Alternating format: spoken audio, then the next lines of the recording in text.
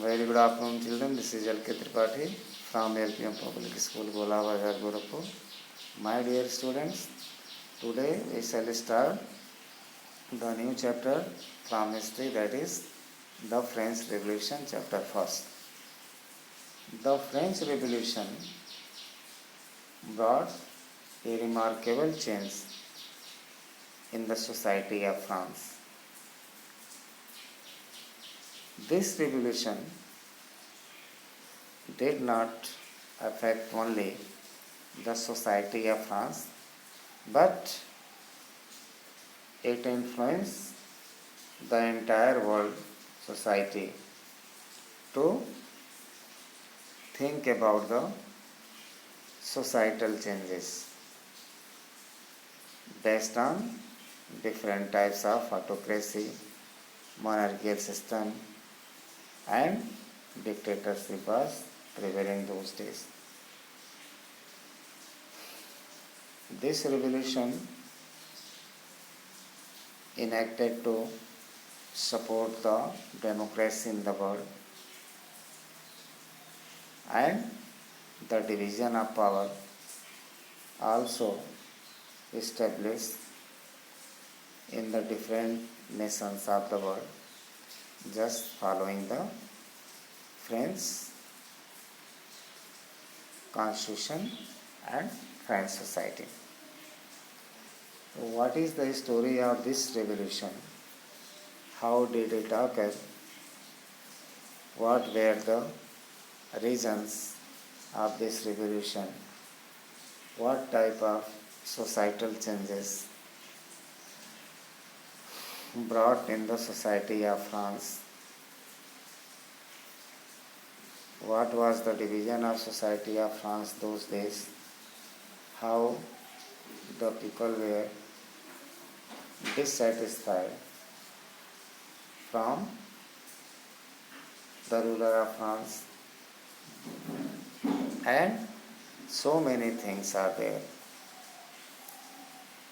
This explanation will provide us a lot of knowledge, a lot of information about that. So let's get started. On the morning of 14 July 1789, this was the day when French Revolution started in France.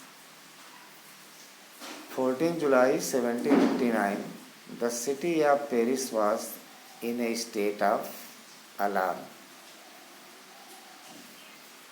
The king had commanded troops to move into the city. Rumors spread that he would soon order the army to open fire upon the citizens. A rumor in the French society spread on this day that the king had ordered his troops, his army, to move to the city and fire over the people of the country. So, people of the country was threatened badly. They were threatened badly, and some 7,000 men and women gathered in front of the town hall and decided to form a people's militia. Just hearing this news, this type of alarm, more than 7,000 people, including men and women, gathered together. There was a famous and historical hall, that was town hall, and decided to form people militia there. People militia means the people's army, not related to any government or any ruler. This is the military of common people, civil people. That was known as militia. They broke into a number of government buildings in search of arms. They started breaking a number of government buildings and government property. They were in search of arms. They had heard that arms have been kept in the government buildings on the places, so they attacked over there. Finally, a group of several hundred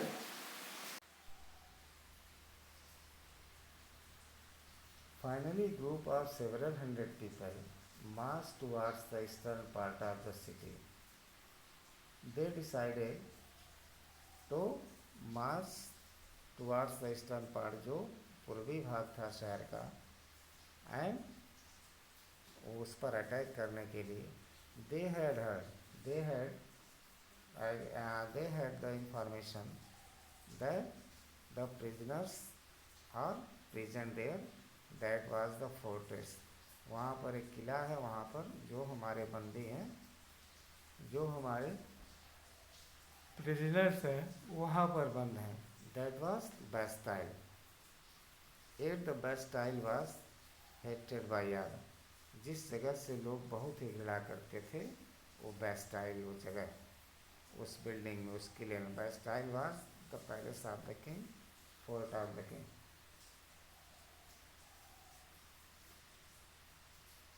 because it stood for the despotic power of the king.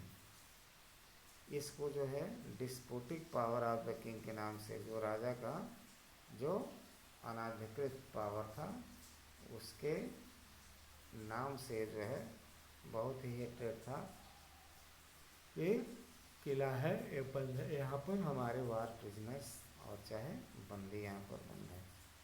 The fortress was demolished and its stone fragments were sold in the markets to all those who wished to keep a souvenir of its destruction. The fortress was demolished. It was destroyed by the people's militia, and the stones of this fortress were sold in the market,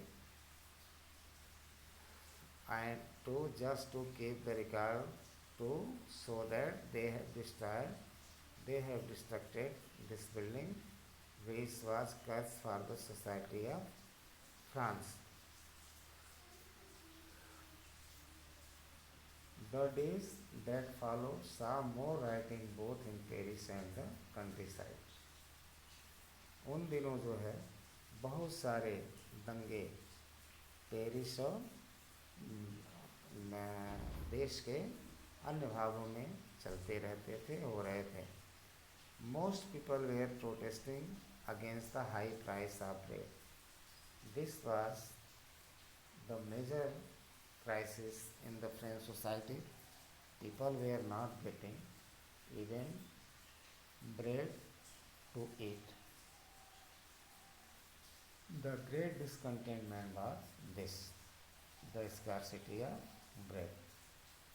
Much later, when historians looked back upon this time, they saw it as the beginning of a chain of events that ultimately led to the execution of the king in France. Though most people at the time did not anticipate this outcome. How and why did this happen? ये इस तरह की घटनाएं कैसे हुई, क्यों हुई? So we have new point related to this. We will come to know more properly through this discussion. French society during the late 18th century. 18th century में फ्रेंच सोसाइटी की कंडीशन कैसी थी? In 1774 Louis 16 was the Bourbon family of king ascended the throne of France. ये 1774 में Louis 16 जो था, जो Bourbon family से बिलोंग करता था, वो फ्रांस का राजा बना. He occupied the throne and power of France. He was 20 years old and married to the Austrian princess Marie Antoinette. In the age of 20, he got married with an Austrian princess. She was Marie Antoinette. Upon his accession, the new king found an empty treasury. When he became the king of France, the treasury of France was totally empty. कोई धन नहीं था उसमें, सारे खजाने खाली हो गए. Long years of war,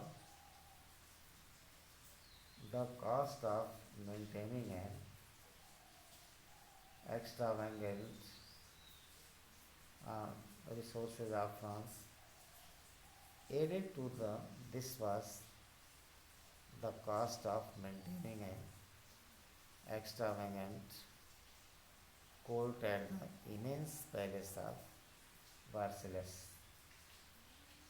Under Louis XVI, France helped the 13 American colonies to gain their independence from the common enemy, Britain.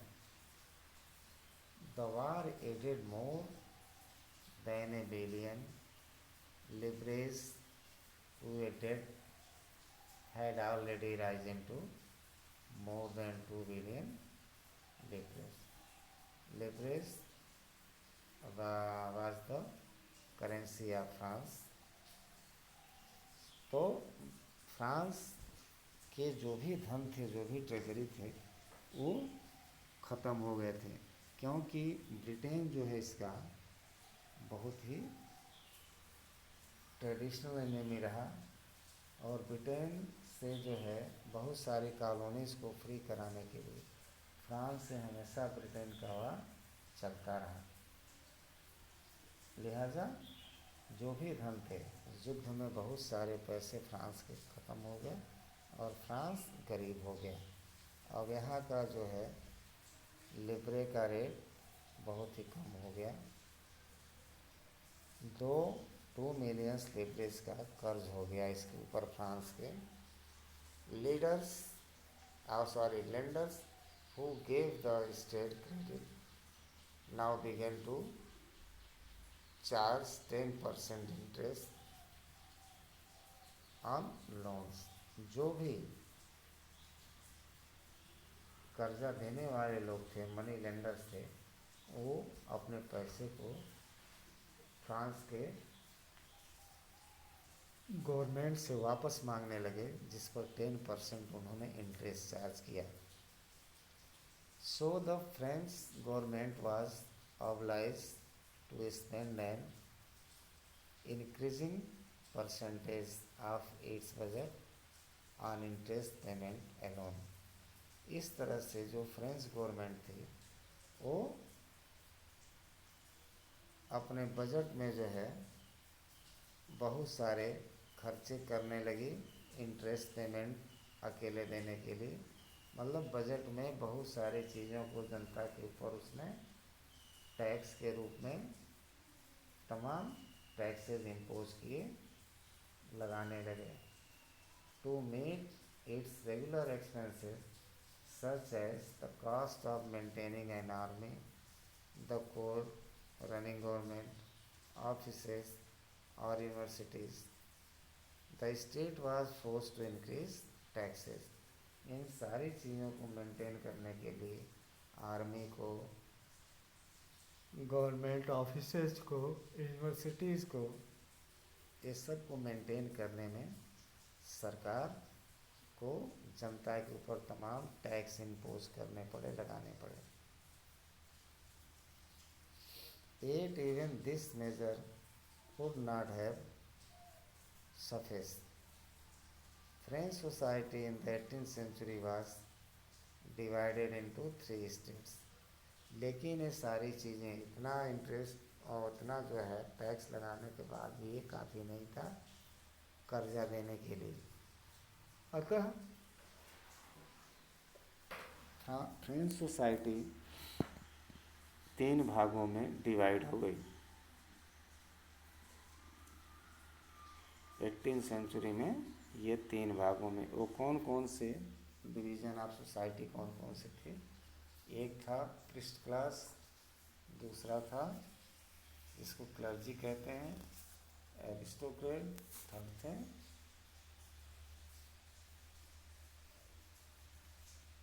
Third state, first state, second state, third state. तो first and second states enjoyed very high status in the society, but all the taxes were all the taxes had to pay to the third state for the country. The society of states was part of the feudal system that dated back to the Middle Age. Feudal system क्या है?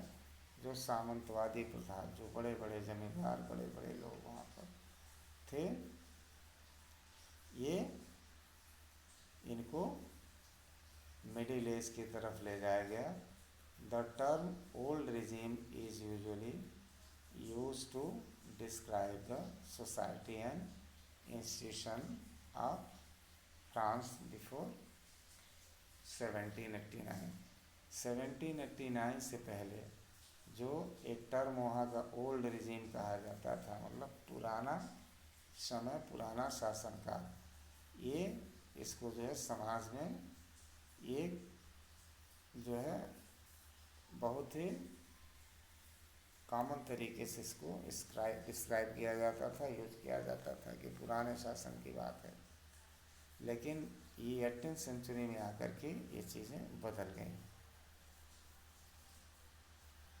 Figure 2 shows how the system of state in French society was organized.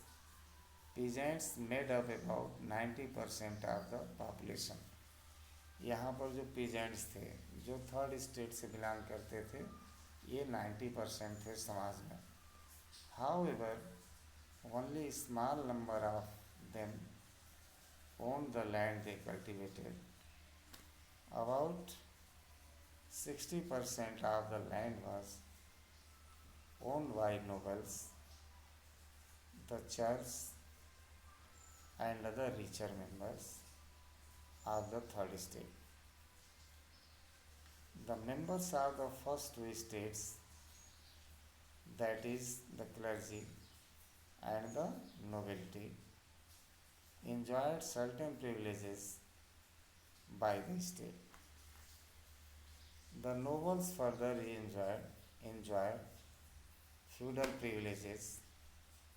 These included feudal dues, which they extracted from the peasants. Peasants were obliged to render services to the lord, to work in his house and fields, to serve in the army, or to participate in building roads. The church too extracted its share of taxes, called tithes, from the peasants. And finally, all members of the third state had to pay taxes to the state. These included a direct tax called tally. इस तरह के जो है tax को tally कहा जाता था. And all the taxes were imposed over the peasants and third states. In third states, people belonging from bank sectors, lawyers, money lenders, farmers, means the government servants including farmers belong to the third state. The rest we shall discuss in the next video. Goodbye.